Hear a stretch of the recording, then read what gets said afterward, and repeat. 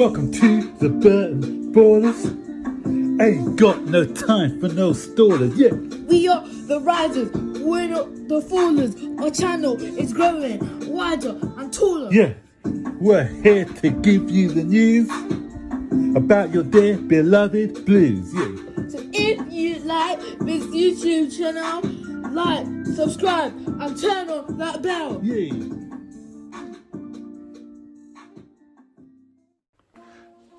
What's up, guys? And welcome to another edition of Burton Ballers. So, we're through to the semi-final of yet another FA Cup.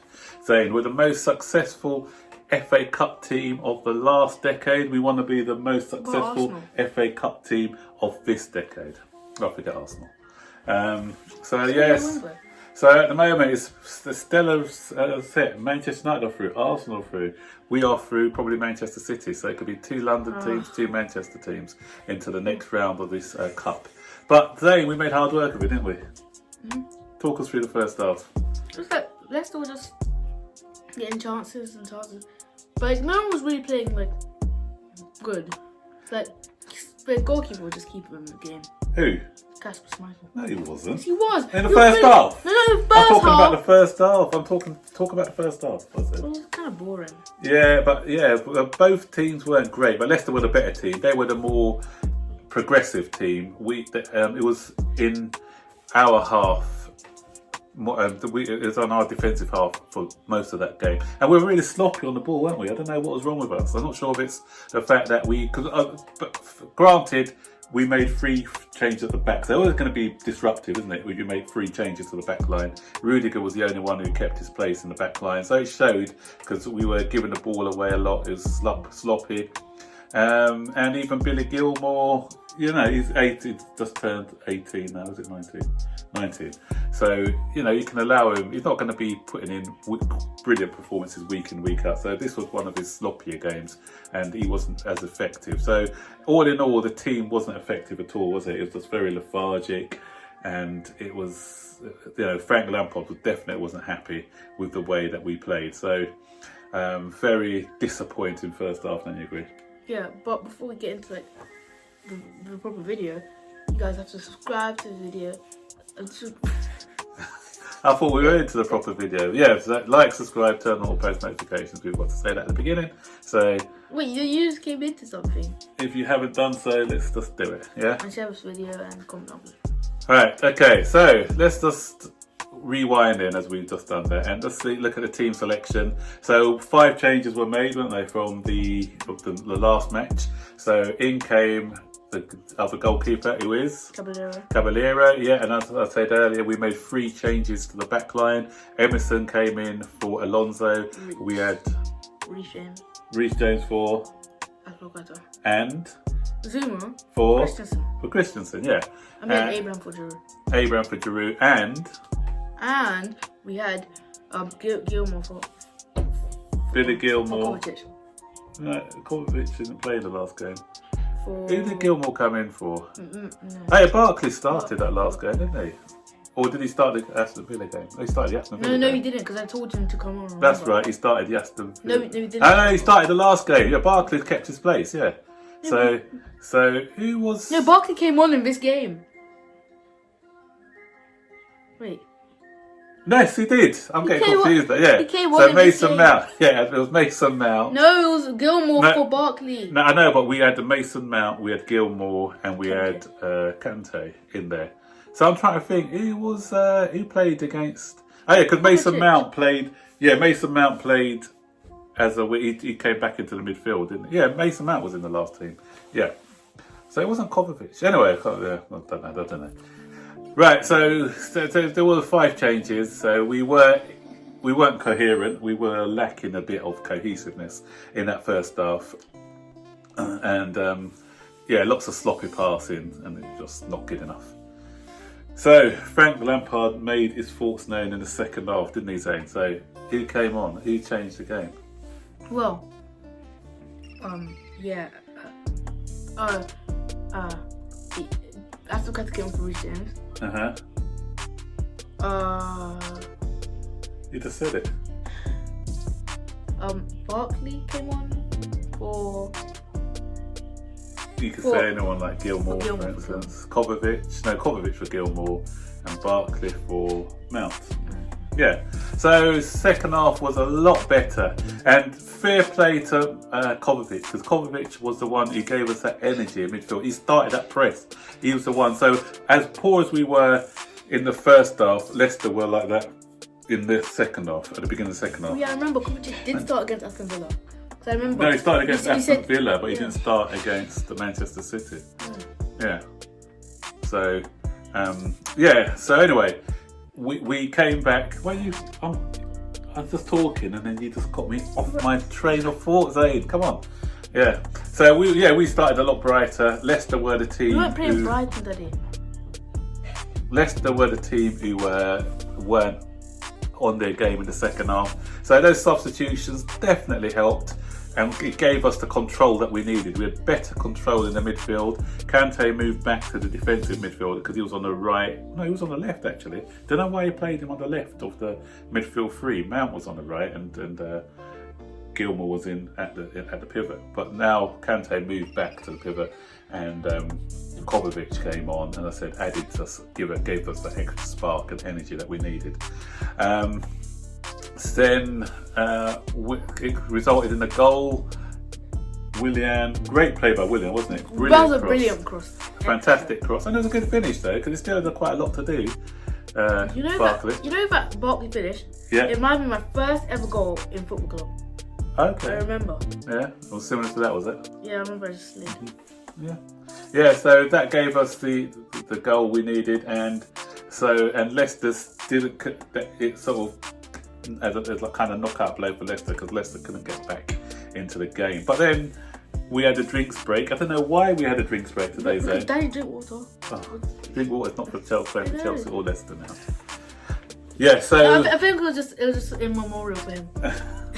yeah, because for me the drinks break I understand why I have the drinks break, because we're playing in the middle of June in the summer, the heat, and the players need to catch their breath and have a little breather. But today it was a coldish day in Leicester.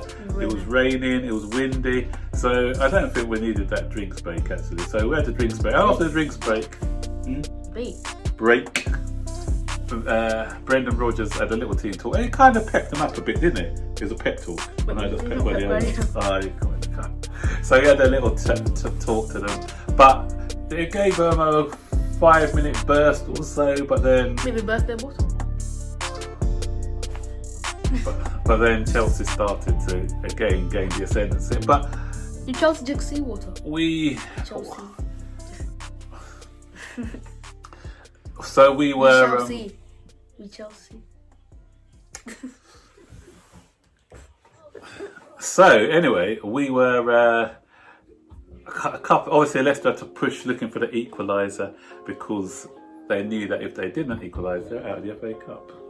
And we had a couple of breakaways, didn't we? Yep. Barkley, Breaker phase. who had a decent game, but I don't know what he was doing on that other breakaway with that poor pass. It was a terrible pass. I don't think he knows how to through pass. He just passes sideways. Yeah, it was It's a not- sideways pass. He just passed it into the path It's not a rugby match, of Loftus-Cheek. Because the Loftus-Cheek came on, I forgot. Loftus-Cheek came on for Pulisic. I'm not sure why, because Pulisic had a brilliant game. Oh yeah, he was injured. So that's the only bad point in that game actually. Pulisic went off holding his calf. So I'm hoping it's not. You don't get points in FA Cups. It's only for the league. I hope it's not bad though, the Pulisic injury, because we need him. He's been our best player in the last couple of games or so. So Loftus-Cheek came on for him. The ball by Barkley was terrible, but Loftus-Cheek's done well to pass it back to him. Then Barkley had a shot. Kasper Schmeichel, another great save. And didn't he have another chance to break away? Was it Pedro this time? He did a poor pass. I think it was Pedro. So there's a couple of more times we could have put the game to bed. But as I keep saying, this isn't Chelsea if we don't have a nail-biting finish where we just like holding on, edge of our seats. Like because we want to see what the end result will be. Never mind.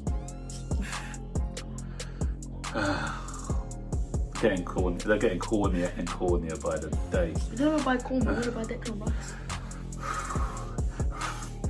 Rice. Yeah, so And the thing is, the annoying thing for me as well, Zane, the commentator was saying, "Oh, Leicester haven't beaten Chelsea. Brendan Rodgers hasn't beaten Chelsea in 14 meetings. Brendan Rodgers ain't going to beat Leicester. Haven't beaten Chelsea ever in a cup competition." Chelsea's been and I say, "Shut up."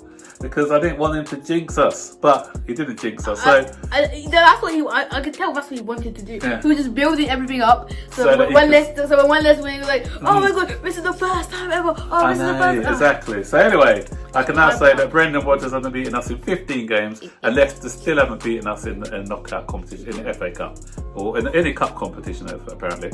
So that record is still on. So onwards and upwards to the next round, boys. We're into the semi-final of the FA Cup, but it's going to be a bit weird because we're seeing case Arsenal are going to Wembley. They're all English. They're all English. Are they going to be playing at Wembley though? Because Wembley, empty Wembley. Empty Wembley is going to be a bit weird. A bit Wembley. You know what I think they should? No, because I reckon that they should have 3,000 supporters from each club allowed, with a bit of social. You know, Wembley's big. You could do a bit of social distancing. You have like a few in that spot, like. Yeah, and just make sure that they travel. I don't know. It's a travelling into the ground and out the ground, which is a problem. But maybe 2,000 to 3,000. Maybe they can do that.